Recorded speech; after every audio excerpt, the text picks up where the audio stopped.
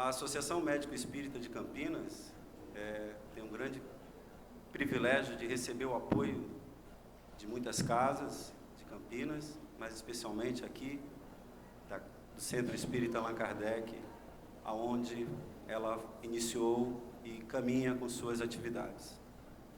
É um grande prazer estarmos todos aqui reunidos para aprendermos sobre esse tema tão difícil que é a ansiedade, a depressão e a espiritualidade. Mas, meus irmãos, antes de começarmos, nós precisamos nos reequilibrarmos, e nada melhor do que a prece. Nosso confrade Emanuel Cristiano, por favor, vai trazer essa prece para que todos nós nos reequilibremos.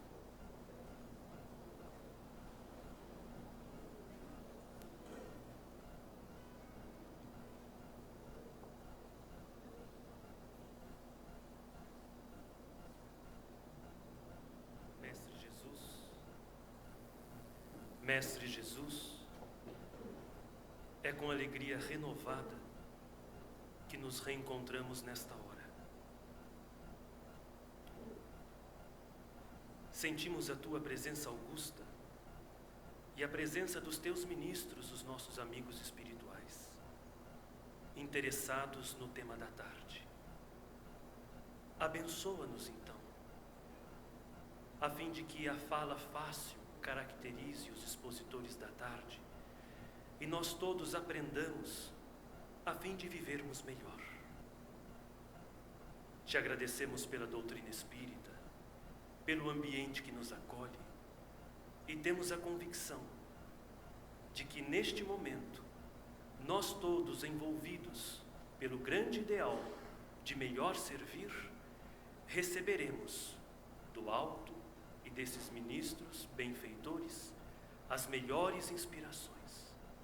Que a Tua paz e o Teu amor estejam sempre conosco, hoje e sempre.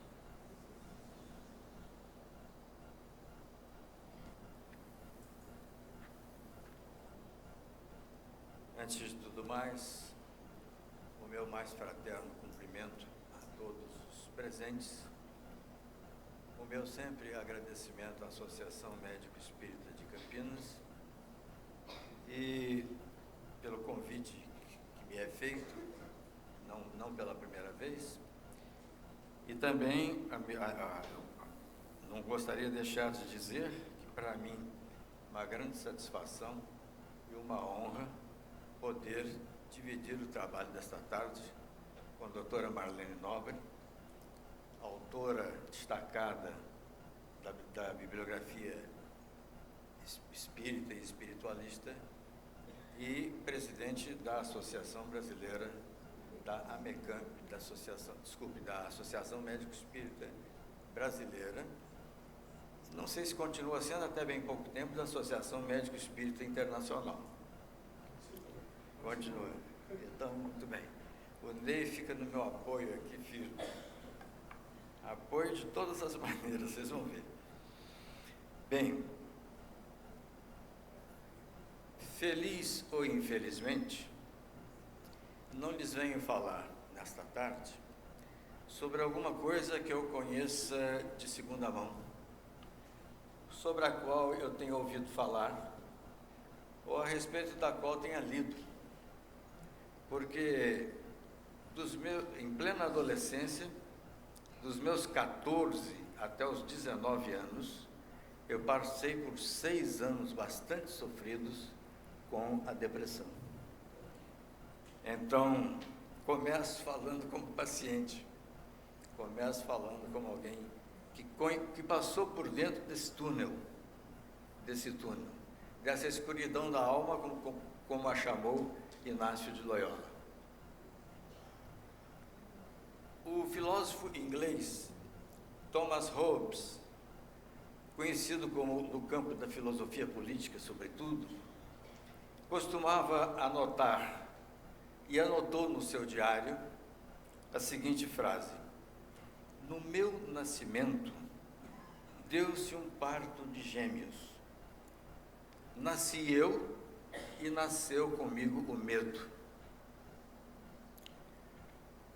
Eu vou repetir a frase de Thomas Hobbes. No meu nascimento deu-se um parto de gêmeos, porque nasci eu e junto comigo nasceu o medo. E o criador da psicanálise, Dr. Freud, na virada do século XIX para o século XX, na verdade já entrado o século XX, Dr. Freud dizia que o medo e a insegurança são elementos constantes da trajetória humana. Na verdade, dizia Freud, nascer não é propriamente uma diversão, nem para a mãe, nem para o bebê. Nascer é sair de um ambiente ideal para o manuseio de mãos, às vezes meio rudes, meio pesadas, e para a adaptação de um serzinho que nasce em estado de indigência, que é o ser humano. Muito diferente dos pintainhos, muito diferente dos potrinhos, que acabam de nascer e minutos depois se põem de pé e vão cuidar da vida.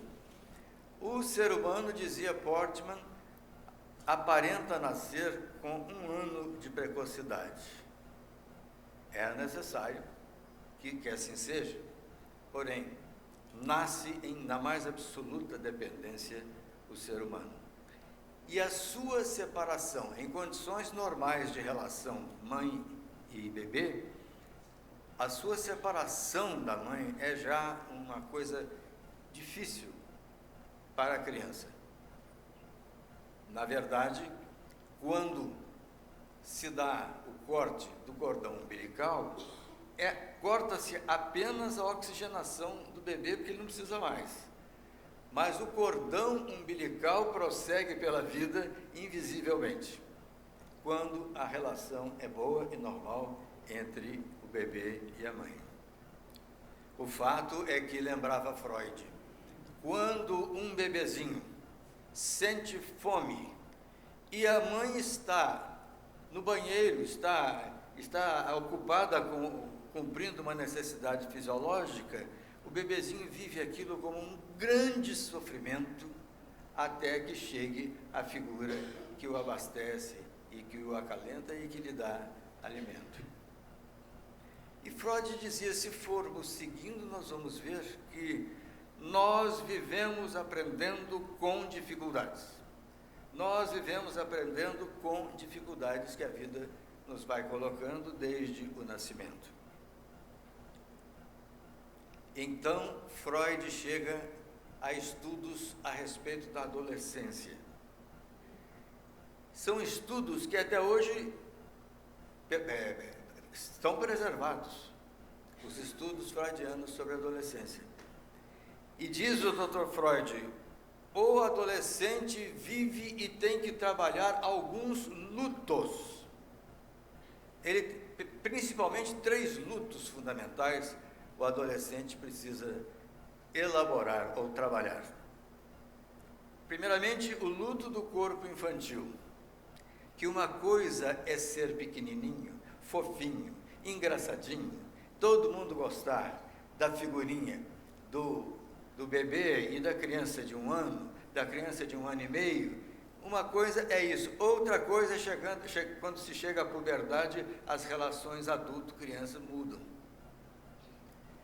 Então, vive o adolescente uma espécie de luto, propriamente um luto do corpo infantil, o corpo infantil perdido, que era sempre fofo, sempre bonitinho, sempre lindinho, todo mundo se achava maravilhoso, cada coisa que a criança falasse, dissesse ou não sentido, quando ela começava a falar, era muito engraçada para todo mundo. Diz Freud, inevitavelmente virá o luto dos pais da infância, porque os pais da infância estão todos voltados para atender o bebê, depois a criança na primeira infância. Os pais da infância estão todos voltados, ambos, para atender a criança e para lhe possibilitar maximamente o princípio do prazer, como chamava Freud. Ao passo que, chegada à adolescência, pai e mãe têm que pôr limites, têm que estabelecer horários, têm que lembrar o horário da escola, têm que lembrar que tem que fazer a tarefa em casa, tem que fazer a lição, tem que preparar a lição. Então, de apaixonados se transformam em administradores. De apaixonados se transformam, como por assim dizer, em administradores da criança, da sua vida e do seu tempo. Muito bem. Vem como terceiro luto vivido pelo adolescente, o luto pela perda da identidade infantil. Por quê? Puberdade significa, começam a nascer os primeiros pelos, os pelos que a criança não estava acostumada a ter, a menina começa a esboçarem-se os seios, e aí até a relação pai, filha, mãe, filho fica um pouco alterada, e aí se percebe que não se é mesmo mais criança, e que ainda não se é adulto. Não se é criança, ainda não se é adulto. Esse é o luto pela perda da identidade infantil, em razão das transformações que às vezes deixam até meio desajeitado durante um tempo, né? O pubertário, depois o adolescente, fica meio desajeitado, meio esquisito, depois fica bonito de novo. É mudança de aparência e a mudança de vida em razão de um tsunami hormonal que acontece com o adolescente. A Organização Mundial de Saúde, na sua classificação internacional de doenças, também chamada de Código Internacional de Doenças, a Organização Mundial de Saúde, no CID, que os médicos usam para testados, para pedir exames e tal, no CID, as páginas 27, 28 e 29, está catalogado o transtorno depressivo. E esse transtorno depressivo está catalogado como, primeiro, episódicos, transtornos episódicos, e, num segundo momento, como transtornos sindrômicos. E síndrome é uma coisa mais profunda e mais demorada. Diz a Classificação Internacional das Doenças que ambos os episódios e a síndrome depressiva, ambos têm leve, moderado e grave. Há episódios leves, assim como há episódios moderados, há síndromes leves, quase subclínicas, assim como há síndromes mais significativas, ditas moderadas, mas nos dois casos, quando são graves, tanto os episódios quanto as síndromes, isto leva perigo de vida à pessoa deprimida. Porque fica de tal maneira intolerável o cotidiano, fica de tal maneira sem sentido o cotidiano, ele recebe um colorido estranho. Eu digo aos senhores, quando eu vivia essa realidade, quando chegava por volta em seguida do almoço na minha casa, à tarde começava a ficar amarelo ocre, meio com cor de terra, à tarde. E quantas tardes eu passei fechado no meu quarto, chorando, até quase a noitinha. Por isso, o psiquiatra italiano Francesco Canova, que é da Universidade de Pádua, o psiquiatra nos dá uma estatística meio assustadora. Ele diz: 80% dos suicídios ocorrem por depressão. Chegou ao ponto grave, o episódio grave, chegou à síndrome grave, principalmente aí há risco de vida, porque 80% dos suicídios ocorrem mobilizados por sentimento depressivo, por viver a depressão. Eu coloquei neste quadro alguns depressivos históricos, poucos, 4, há uma quantidade enorme, mas eu coloquei 4 bastante marcantes, não é? Bem, lá na parte superior esquerda, onde está apontada a estrelinha verde, é o profeta Elias, é um quadro que representa o profeta Elias pedindo socorro a Deus numa enorme crise depressiva vivida pelo profeta Elias, que se sabe que é a encarnação anterior de João Batista. Então, o texto de primeiro livro de Reis, que está no capítulo 19, versículos 3 a 8, eu peço que me permitam lê-lo, porque é de alto impacto. Diz o texto bíblico: Elias teve medo e sentiu-se mal, e partiu para salvar a sua vida. Chegando a Bersabeia, em Judá, deixou ali o seu servo, andou pelo deserto um dia de caminho, sentou-se debaixo de um junípero, pouco mais que um arbusto, e desejou a morte. Basta, Senhor, disse Elias, tirai-me a vida, porque não sou melhor do que meus pais. Deitou-se por terra e adormeceu debaixo da árvore. Mas eis que um anjo tocou-o e disse: levanta-te e come. Elias olhou e viu junto à sua cabeça um pão cozido debaixo da brasa, da cinza, e um vaso de água. Comeu, bebeu e tornou a dormir. Veja o desejo de fuga que dava o profeta Elias. Veio o anjo do Senhor uma segunda vez, tocou-o e disse: levanta-te e come, porque tens um longo caminho a percorrer.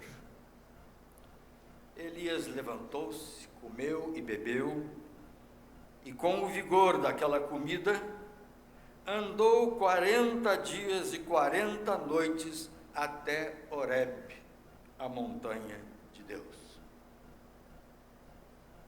Vejam como é forte, como é intensa essa descrição bíblica da crise de depressão vivida pelo profeta Elias. Por isso ele está lá pedindo a Deus que o ampare naquele quadro clássico do século XVIII.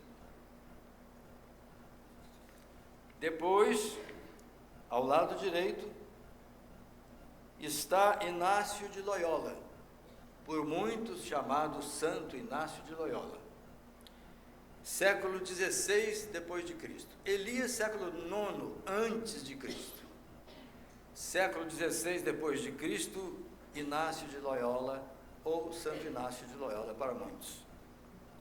Inácio de Loyola escreveu sobre a sua situação depressiva. Chamo desolação, como escuridão da alma, perturbação da alma, moção para coisas baixas e terrenas, inquietude de diversas agitações e tentações, impelindo à falta de confiança, sem esperança, sem amor, encontrando-se nossa alma toda desanimada, tíbia, triste e como que separada do seu Criador e Senhor. Isso foi escrito no século XVI por Inácio de Loyola. Século XX, à direita, século XX está a figura do primeiro-ministro inglês, um dos primeiros ministros da Inglaterra de maior coragem e lucidez, foi Sir Winston Churchill, sobretudo durante a Segunda Guerra Mundial.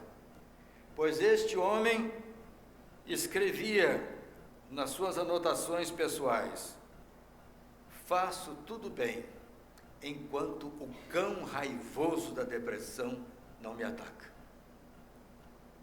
Faço tudo bem enquanto o cão raivoso da depressão não me ataca.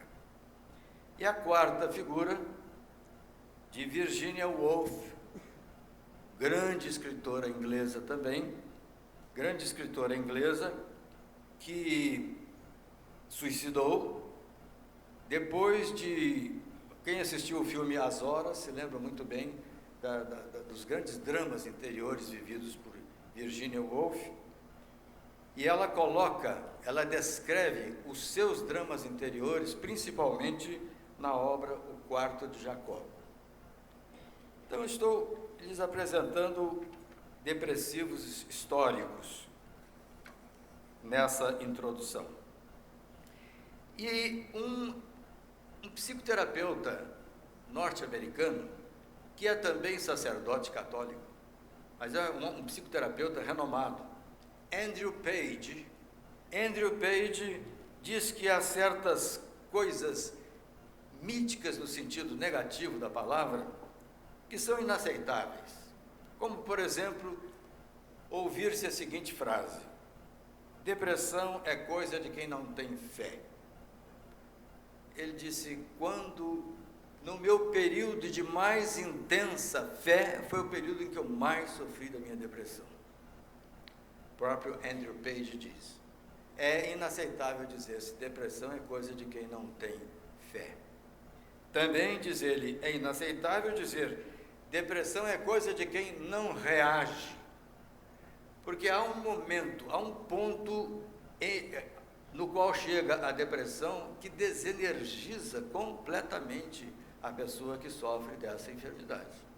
E ela fica sem condições pessoais de reagir mesmo. É que ela não queira, ela quer, mas não consegue reagir. E ainda lembra Andrew Page que há pessoas que dizem: quem tem coragem não se deprime. Isso é outra grande bobagem. Porque essa palavra coragem, ela vem de duas palavras latinas, cor agere, agir com o coração. Nada mais do que isso.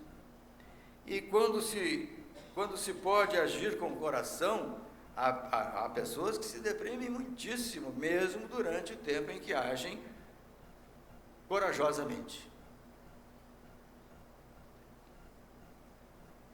Freud e os freudianos, até hoje, caracterizam a depressão pedindo que nós separemos tristeza de depressão, como duas categorias diferentes. A tristeza frequentemente está presente nas depressões, mas a tristeza é uma categoria e a depressão é outra categoria. O próprio Freud comenta: se alguém está na antessala de um quarto de hospital, no qual quarto está agonizando uma pessoa que esse ser humano ama desesperadamente, esse ser humano está absolutamente triste, mas por razões evidentes de tristeza. Por outro lado, se um ser humano que é antiviolento é obrigado a ir para a guerra e vê todas aquelas cenas brutais da guerra e fica profundamente triste com razão evidente para isto. Depressão, diz Freud e dizem ainda os freudianos, a depressão, ela se situa em cima de três coisas: medo, insegurança e vazio. O vazio é das coisas mais atormentadoras, porque a pessoa, durante o seu tempo de depressão, seja episódico, seja sindrômico, ela perde a capacidade de amar a vida, de apreciar as coisas, de achar uma música que antes ela gostava tanto, de achar bonita essa música. Ela dá-se um vazio tal dentro do ser humano que a situação lhe fica realmente insuportável. Então nós vamos ver algumas ideias sobre aspectos orgânicos, aspectos emocionais e aspectos espirituais. Mais uma vez, muito ajuizadamente, eu vou passar como o ratinho sobre chapa quente os aspectos orgânicos, porque teremos uma médica aqui fazendo a segunda parte dessa apresentação, mas não vou deixar de abordar questões orgânicas. Passaremos depois para aspectos emocionais e abordaremos principalmente aspectos espirituais da depressão. Bom, a constituição do ser humano, tal como Carl Gustav Jung, e tal como Viktor Frankl, tal como Roberto Assadioli, o florentino Alberto Assadioli, nos advertiram. O ser humano, ele é um ser de muitas dimensões. Então, ele tem a sua dimensão somática, corpo, corpo, a sua dimensão organísmica.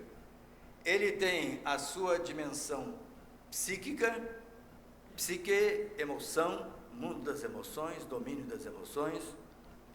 Ele tem a sua dimensão noética, da palavra grega noos, que significa o espírito de cada um. Ele tem a sua dimensão noética. E, atravessando tudo isto, está uma seta que leva à dimensão maior, que é a dimensão pneumática de todo ser humano. Dimensão pneuma, no grego, significa o espírito criador, que cria e não apenas cria, organiza e mantém as criaturas.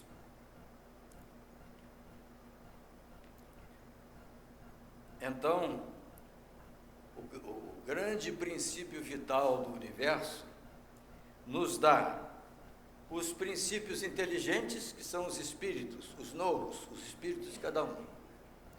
Os princípios inteligentes. Esses princípios inteligentes têm conexão com o corpo físico mediante o chamado perispírito, ou psicossoma. E é o perispírito, ou psicossoma, que estabelece a perfeita conexão entre o princípio inteligente e a inteligência material do corpo. Nosso corpo é imensamente inteligente, extraordinariamente inteligente. Se nós ouvíssemos mais os conselhos que o nosso corpo nos dá, que se nós ouvíssemos mais, prestasse mais atenção na nossa linguagem corporal, nós nos conduziríamos bem melhor.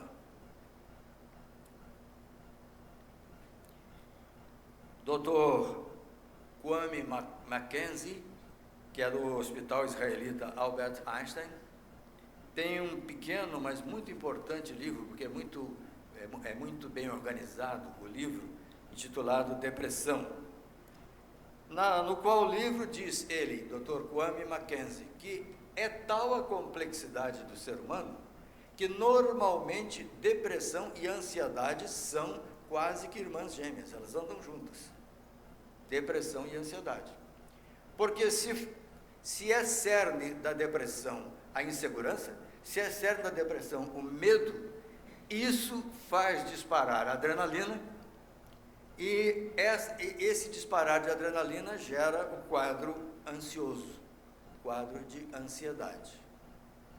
Mesmo quando a pessoa está extremamente desanimada, desmotivada e tal, ela está com batimento cardíaco um pouco alterado, ela está com o sistema de sudorese um pouco alterado, suando um pouco alteradamente, e ela está se sentindo amedrontada e se sentindo insegura, portanto ela está ansiosa. Aspectos orgânicos. A constituição cerebral, ela está feita de neurônios, que são propriamente as células do cérebro, e as chamadas células de glia, que são o ambiente dos neurônios, o alimento dos neurônios e a sustentação dos neurônios. Mas aqui vamos interessar-nos pelos neurônios propriamente. Porque o Dr. Kwame Mackenzie diz, o livro já tem uns 12, 13 anos, Então, ele diz o seguinte, que alguns neurotransmissores, que são substâncias, vejam aquela figura, ao neurônio anterior, que está em cima, ao neurônio sequente, que está embaixo. Eles não se tocam. Naquele espaço entre um neurônio e o outro, aquele espaço dá-se o nome de sinapse. Então, para ver o encadeamento do pensamento, encadeamento da memória, encadeamento das emoções, é preciso que o neurônio antecedente libere substâncias chamadas de neurotransmissores e que o neurônio subsequente absorva essas substâncias para dar a sequência encadeante, seja a memória, seja o raciocínio, seja as emoções. Ocorre que há várias substâncias que são neurotransmissoras, mas Dr. Kwame Mackenzie chama atenção, sobretudo, para 3: a dopamina, a noradrenalina e a serotonina. Segundo informação de um amigo psiquiatra, Dr. Antônio Carlos Gianpietro, hoje se sabe que não se trata de faltar esses neurotransmissores, que o que realmente acontece é que o neurotransmissor anterior o neurônio anterior libera os neurotransmissores no espaço da sinapse, mas como uma mãe ciumenta, essa foi a expressão usada pelo amigo psiquiatra, como uma mãe ciumenta, ele recapta, ele pega de novo para si os neurotransmissores. E isso rompe o encadeamento devido. Os neurotransmissores existem? Existem. Eles estão numa dificuldade funcional de dar o devido funcionamento à massa cerebral, à massa nervosa cerebral. De tal modo que alguns medicamentos são à base de serotonina. Outros medicamentos são à base de outros neurotransmissores antidepressivos, medicamentos antidepressivos, me refiro. Para que, não é que está faltando serotonina, ou está faltando noradrenalina, mas é para que uma injeção ou uma ingestão de neurotransmissores estimule o todo a funcionar como deveria. E aí o quadro depressivo se alivia muitíssimo.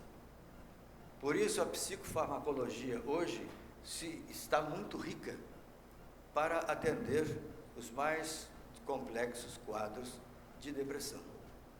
Se eu tivesse, quando eu tinha 14 anos, cloridrato de fluoxetina, sertralina, essas coisas aí, eu teria passado a adolescência sorrindo. Mas tive que passá-la chorando, porque não tinha nessa época. O nome nem era depressão, era neurose de angústia. Então já pensou se sentir neurótico? Todo ser humano é neurótico, mas ele não gosta de se sentir neurótico, não? E também é preciso considerar que a glândula pituitária controla a liberação de cortisol para o sangue.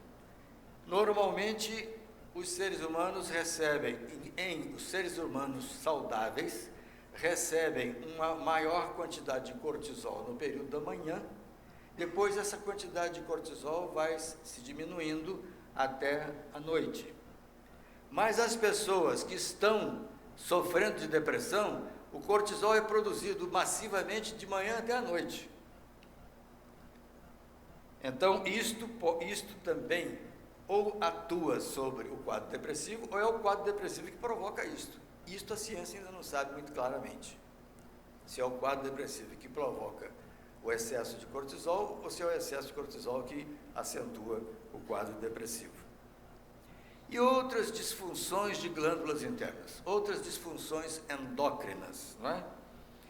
Que lançam excesso de adrenalina no sangue, que hormônios tiroidianos, que são extremamente importantes, sobretudo no caso da ansiedade, no hipertiroidismo, no caso do amolecimento, da depressão orgânica, também o hipotiroidismo. Há distúrbios tiroidianos que também interferem nos quadros de ansiedade e de depressão.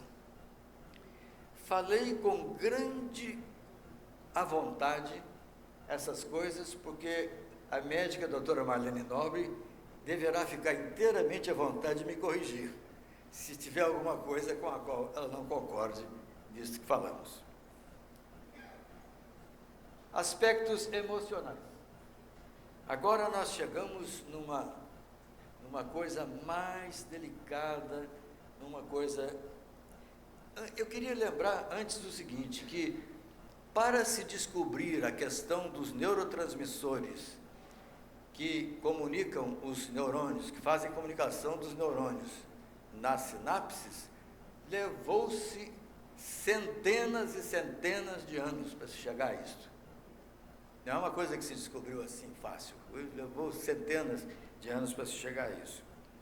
Mas há aspectos emocionais absolutamente não desprezíveis no quadro depressivo. A palavra grega trauma é uma palavra terrível, ela significa amassamento. No grego, trauma infantil é o amassamento de uma parte da infância.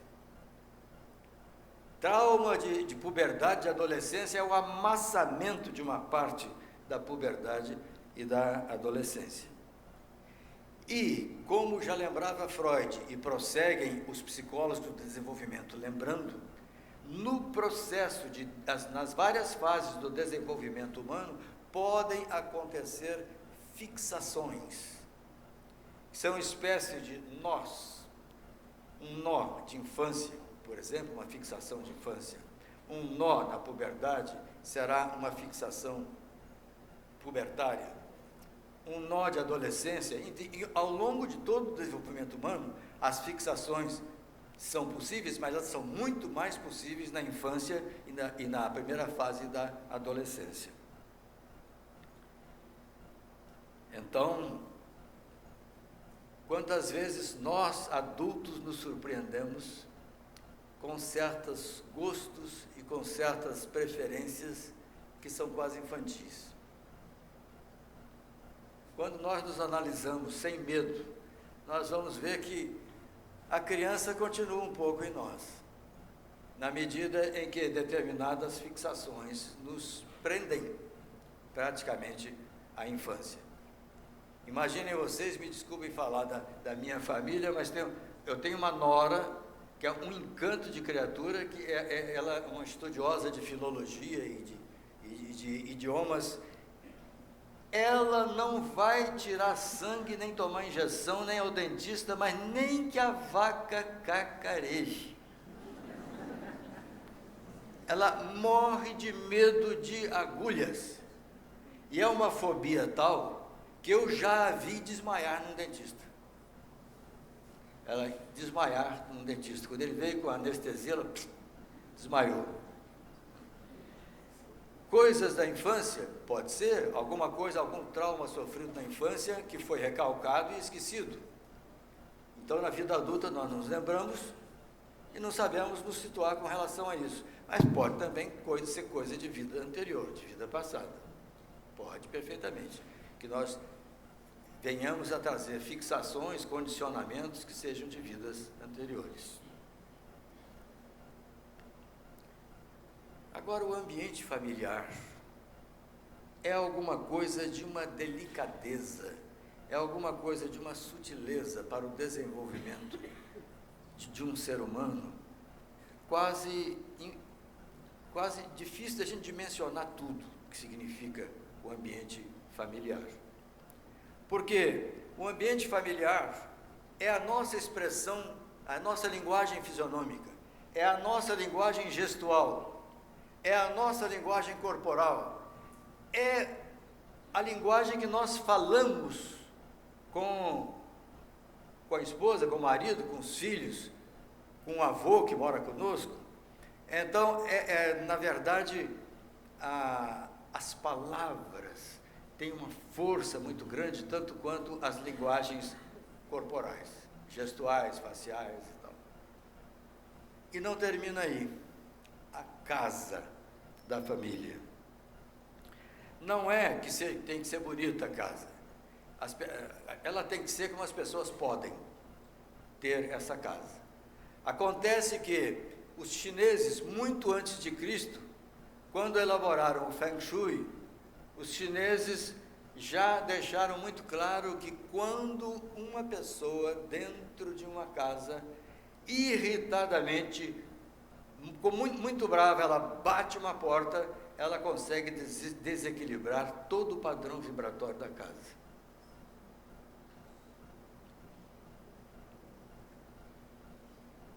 Então, há pessoas muito favorecidas por ambientes familiares.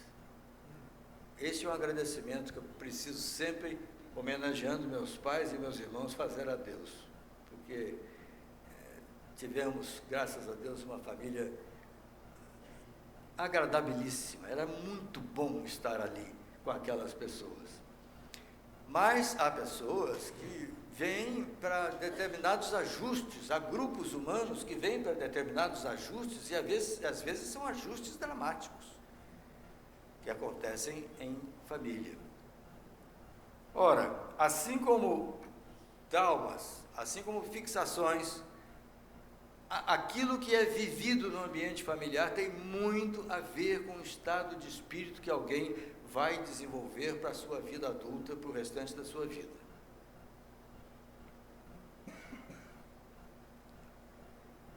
E as experiências afetivas em geral. Todas as experiências afetivas no ambiente de trabalho, experiências afetivas numa comunidade religiosa, experiências afetivas as mais variadas, todas as experiências afetivas, elas têm implicação no nosso estado de humor, né? Na nossa estabilidade ou instabilidade de humor. E influências até naturais. Antes de me aposentar na Unicamp, eu conheci vários colegas que receberam bolsa nos países nórdicos da Europa, foram para lá, e quando eles começaram a experienciar aquilo de só ver o sol 2 meses por ano, eles entraram em depressão e voltaram, abriram mão da bolsa e voltaram, porque a luz solar também é muito importante, e nisso o nosso país é grandemente agraciado. Ainda hoje eu ouvia um casal de franceses, marido e esposa, dizerem: trabalhamos no Brasil, vivemos no Brasil e não abrimos mão do Brasil. Não abrimos mão do Brasil. Eu perguntei por quê? Porque aqui tem sol, tem café e o povo é cálido, o povo é caloroso. Tem sol, tem café. E eu até me lembrei de Eça de Queiroz, que gostava muito do Brasil, o escritor português, e ele dizia assim: quando o Brasil resolver ser brasileiro mesmo, ninguém segura o Brasil, porque ele tem mulheres bonitas, gente calorosa e café na mesma proporção.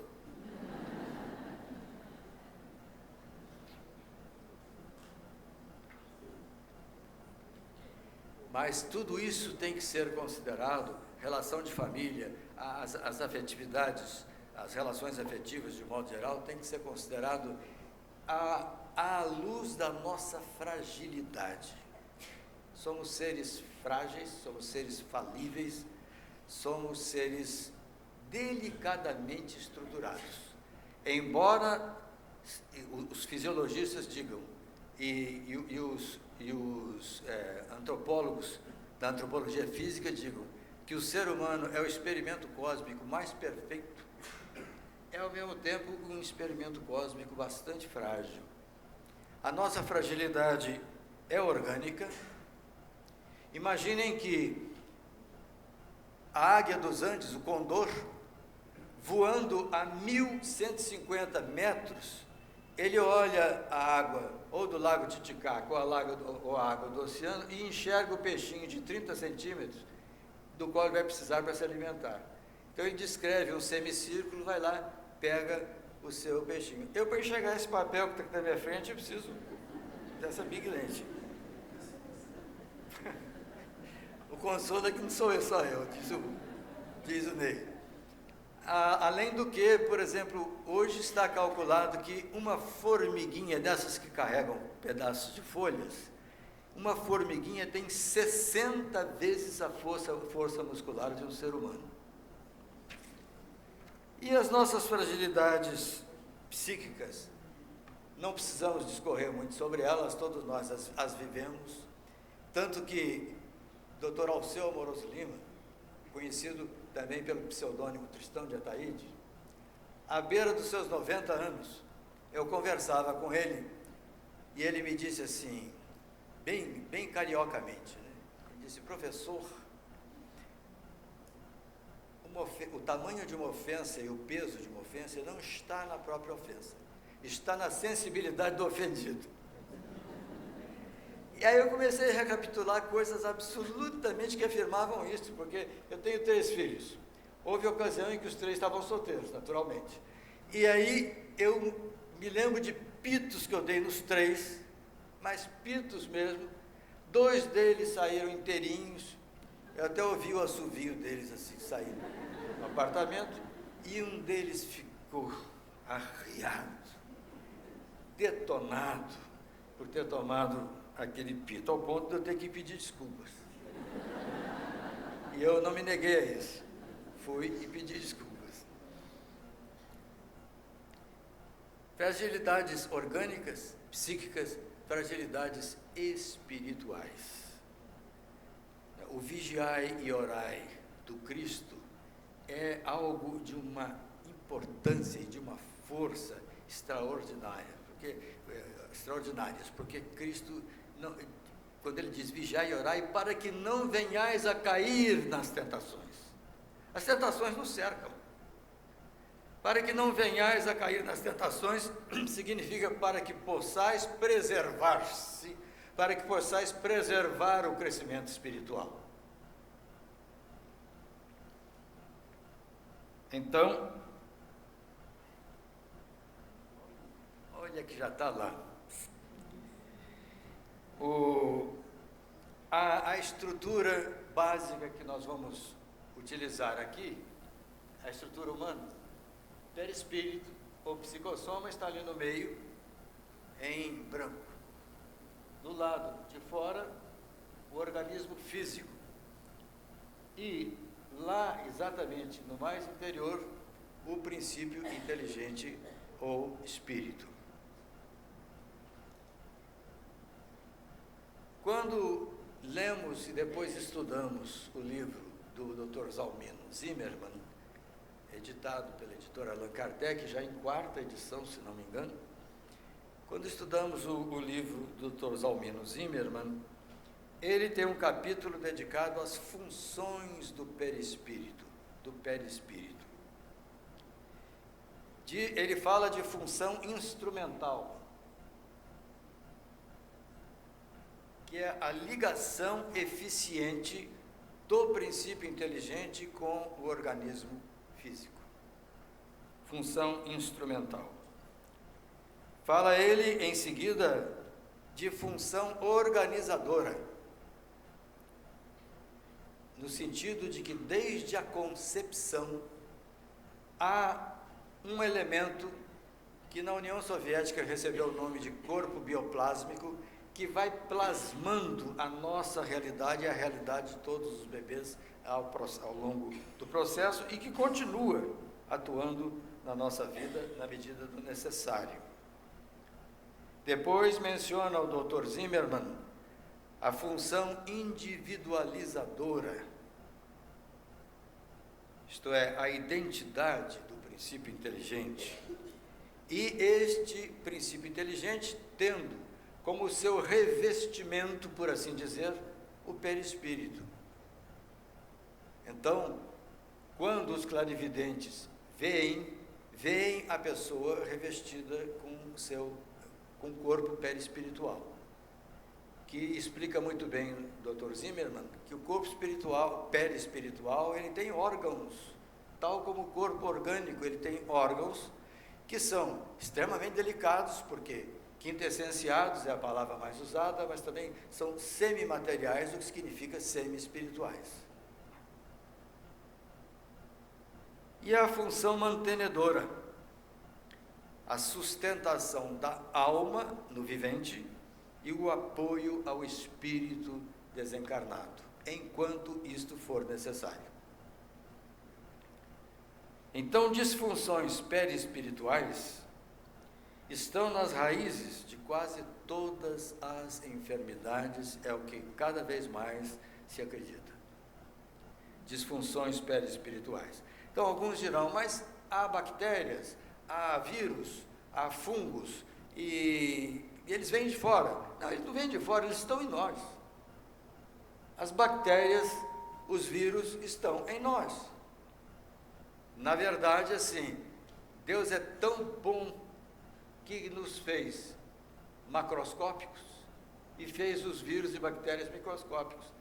Imagine dois namorados que quando se encontram, vê aqueles bichinhos pastando pelo rosto dele, vê aqueles bichinhos pastando pelo namorado ou pela namorada. Então, hoje, e agora eu peço nem coloque o fundo, Kardec e Jesus.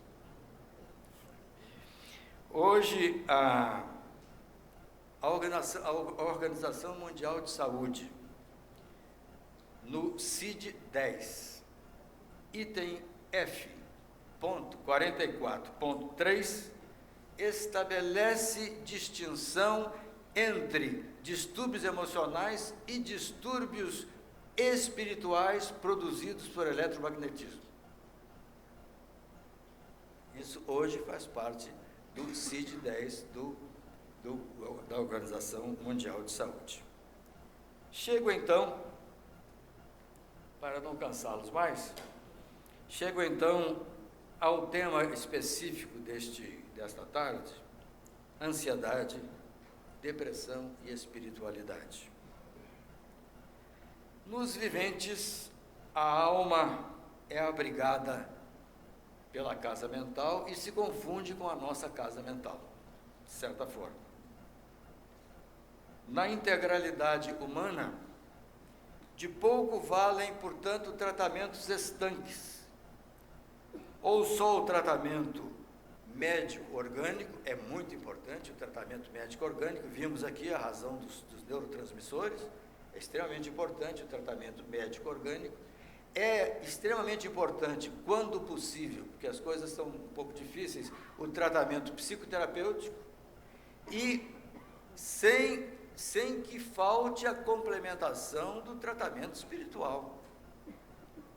As pessoas que sofrem de depressão, idealmente, deveriam ter esses 3 tratamentos. O tratamento orgânico, porque há questões orgânicas envolvidas, o tratamento emocional, porque há questões sérias emocionais envolvidas no quadro depressivo, e o tratamento espiritual, que é raiz do êxito dos 2 anteriores, praticamente.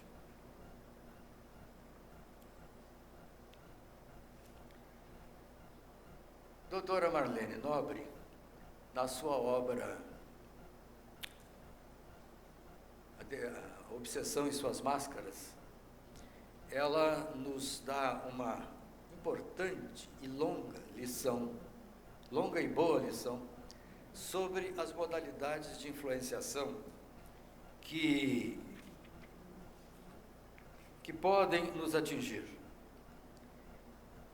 E ali eu me abeberei nesta fonte, me abeberei num livro póstumo de Kardec, montado com escritos de Kardec, intitulado Obsessão, e também em o livro dos médiuns.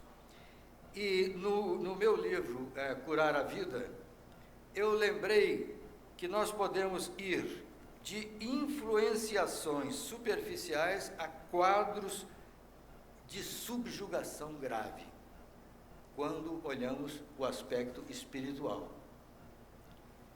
Então, no meu livro, a sequência está assim: há influenciações inintencionais. Eu conheci um casal, tinha uma filhinha pequena, ambos moços, e eles eram meus vizinhos muito queridos, muito queridos. E começou a haver um transtorno enorme na vida deles, na vida do casal e na residência deles. Nessa época, eu já era espírita, porque eu fui presbiteriano, 28 anos. Nessa época, eu já era espírita e recorri a um grupo espírita muito efetivo, muito bom, que havia na cidade onde eu morava, Cruzeiro, limite com o sul de Minas Gerais. E aí, comunicou-se um irmão do amigo, um irmão que havia morrido em coma diabético. Ele entrou em coma diabético e não saiu do coma, foi até a desencarnação no coma diabético, e ele não se dava conta de que tinha desencarnado e adorava visitar a sobrinhazinha, o irmão e a cunhada, gostava muito daquele ambiente. E estava causando inintencionalmente transtornos muito sérios naquele ambiente. Com os recursos espirituais devidamente utilizados, essa situação foi sanada. Influenciações inintencionais. A autoobsessão é muito perfeitamente estudada pela doutora Marlene Nobre. Está ligada a fixações e condicionamentos que podem ser desta vida e que podem ser de vidas passadas. A obsessão de encarnado sobre encarnado, essa eu achei extraordinária. E há mesmo. Quando eu dava aula em escola pública, no início da minha vida, no início da minha carreira, eu dava aula em ensino médio, e nós tínhamos uma reunião toda sexta-feira do departamento. E quase toda sexta-feira eu não sabia que um colega meu era espírita. E nessa época eu ainda não era. Eu saía da reunião e dizia assim: Marcelo, eu acho que eu vou pegar uma gripe.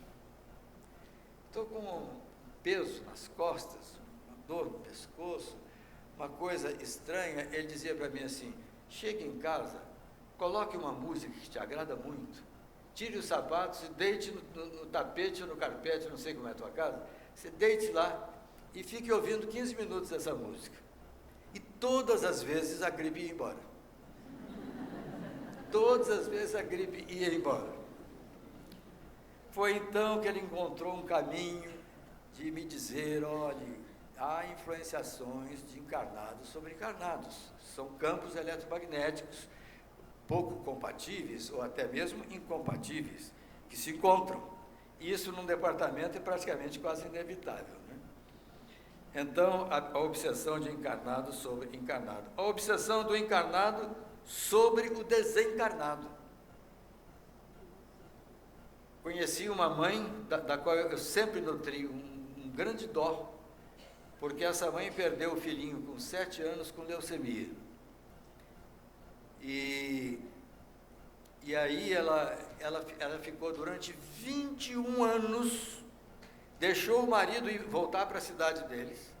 Ela ficou naquela cidade 21 anos na casa de parentes, visitando todos os dias o cemitério e conversando com seu filhinho. Até que alguém caridoso disse a ela que ela estaria causando talvez um grande mal à criança que não era mais criança, 21 anos depois, era um rapaz de 29 anos, né, de 28 anos. Então, há influenciações temporárias, que são mais superficiais, e há a obsessão de desencarnados sobre encarnados, que essas nós conhecemos mais em razão dos trabalhos de desobsessão que sempre existem nas casas espíritas, não é?